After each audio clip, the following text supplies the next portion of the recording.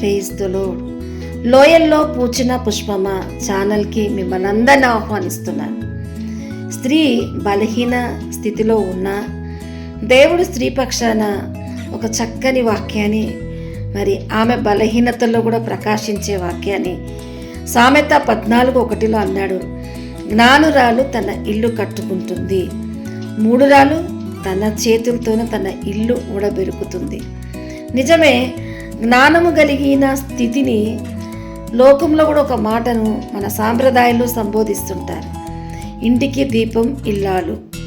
అయితే ఇంట్లో ప్రత్యేకంగా దీపం వెలిగించే స్థానం ఇల్లాలకి ఇచ్చాడు మన సాంప్రదాయంలో. కానీ ఆ దీపము నీ యొక్క జ్ఞానమై ఉంటే ఈరోజు జ్ఞానం కలిగి నీ ఇల్లు కట్టుకోవడానికి నీ జ్ఞానాన్ని దీపంలాగా వెలిగించాల్సిన అవసరత ఉంది. ఒకవేళ నీకు జ్ఞానం లేకుండా మూఢత్వం ఉంటే నీ ఇల్లు నువ్వే ఊడబెరుక్కునే ప్రయత్నంలో నీ అజ్ఞానాన్ని, నీ మూఢత్వాన్ని, నీ కుటుంబం కూలిపోవడానికి కారణమవుతుంది. అయితే ఇంటికి సహకార బలము స్త్రీగా మరి మార్గంగా ఉండాల్సిన ఒక ప్రత్యేకమైన స్థానము స్త్రీకి జ్ఞానం ఉంటే తన ఇల్లు కట్టుకుంటుంది అని దేవుడు సంబోధించాడు. నిజమే దేవుని బిడ్డలారా, నేను ఒక లోకానుసారంగా ఒక ఎగ్జాంపుల్ చెప్తాను. భార్యాభర్తలు చక్కని ఉద్యోగస్తులు. అయితే భార్య మరి దైవ విలువలో మరి ప్రత్యేకంగా ఉంటున్నప్పుడు తన భర్త ఏం చేస్తున్నాడో అన్న అపోహ చాలామంది స్త్రీలు కలిగి ఉంటారు. అయితే భర్త విలువల్లో స్త్రీకి పెత్తనాన్ని కోరుకుంటున్నప్పుడు భర్త స్థానాన్ని ఆమె చక్కబెట్టాలనుకుని అతని విషయంలో జోక్యం చేసుకున్నప్పుడు అతను అన్నాడు, నాకున్న వ్యసనాలు, నాకున్న అలవాట్లు ఓపెన్గా భార్యకి చెప్పాడు. అయితే భార్య ఏం చేసింది? జ్ఞానురాలు తన ఇల్లు కట్టుకుంటుంది అన్నది వ్యసనాల నుంచి విడుదలవ్వాలి అని ప్రార్థన చేయాల్సిన ఒక వంతు ఒక ఆత్మీయురాలకు ఉంది. తనకున్న బలహీనతల్ని తీసేయని అడగాల్సిన అవసరం ఉంది. కానీ నన్ను నమ్మి నాకు చెప్పాడని మీరు అక్కడిక్కడ తాగితే జనాలు చూస్తారు, ఇంటికే తెచ్చుకొని తాగండి అని మొదటి అనుమతి ఇచ్చింది.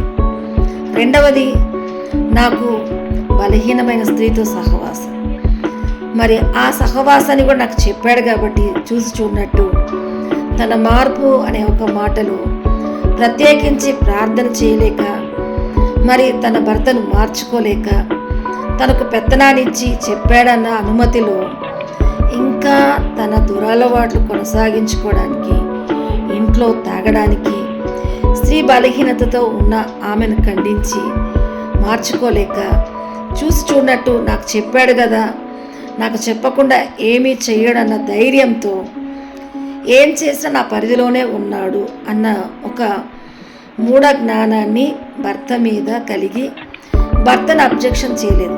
అనుమతి గుండా తాగడానికి, అనుమతి గుండా ఒక స్త్రీ సహవాసానికి ఉన్న స్త్రీ ఖండించలేదు. అందుకే జ్ఞానురాలు తన ఇల్లు కట్టుకుంటుంది, మూఢురాలు తన ఇల్లు ఊడబెరుక్కుంటుందంటే పెత్తనపు దాహంలో నాకు అన్నీ చెప్పాడన్న సంతోషం కలిగి ఉంది. కానీ దాన్ని ఖండించి దాని కొరకు ప్రార్థన చేస్తూ అవి దూరపరచుకోవాల్సిన స్త్రీగా కాకుండా అనుమతిని బట్టే సంతోషిస్తూ మురిసిపోయింది.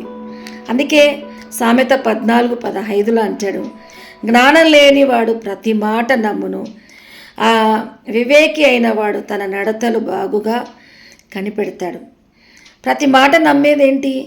నాకు చెప్పాడు అంటే నా పరిధిలోనే, నా అనుమతిలోనే ఉండగలుగుతాడు నా భర్త అన్న సంతోషానికి తప్ప, మరి తన ప్రవర్తనను గుర్తించి అది అడ్డుకొని అది ఎట్లా తుడిచివేయబడాలి అన్నది ప్రార్థన, విశ్వాస్యత మార్గంగా ఉండాల్సిన నీతిని చెప్పాల్సిన అవసరత కన్నా నాకు చెప్పే చేస్తున్నాడన్న బలహీన సాక్ష్యం కలిగి ఆమె సంతోషించింది.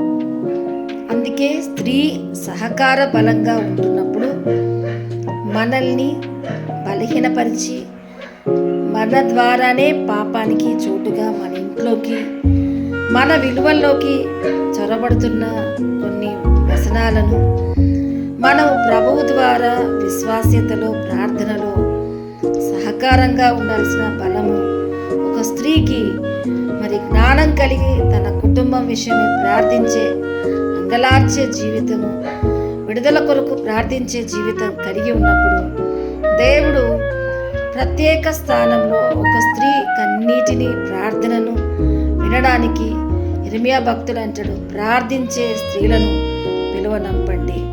నిజమే, ప్రార్థనకి సమస్తం సాధ్యం. పరిస్థితి మన ఆధీనంలో లేనప్పుడు, మనుషులు మన ఆధీనంలో లేనప్పుడు అనుమతిని మరి ఇవ్వాల్సిన వాటిల్లో పాపాన్ని సమర్థించక దేవుని అనుమతి గుండా మన జీవితాలు బాగుపరచుకోవడానికి పై అధికారంగా దేవుని అధికారం కుటుంబ వ్యవస్థలో జ్ఞానం కలిగి ప్రార్థించి తన కుటుంబం కొరకు ప్రయాసను వచ్చిన స్త్రీగా కుటుంబాల కొరకు మా కుటుంబాలను కట్టండి, మా పిల్లలను కట్టండి, మా మార్గాలను సరిచేయండి, మీ యాజమాన్యం మా మీద ఉంచండి అని స్త్రీ దైవ సన్నిధిని కొనియాడేదిగా ఉండాలి. అందుకే మరి సామెతల్లో అంటాడు, జ్ఞానం వల్ల ఇల్లు కట్టబడును, వివేచన వలన స్థిరపరచబడును. జ్ఞానబలము దేవుడు, ఆ దేవుని యొక్క సన్నిధిని నడిపింపుగా మన కుటుంబంలో ఆయన యాజమాన్యం తీసుకొని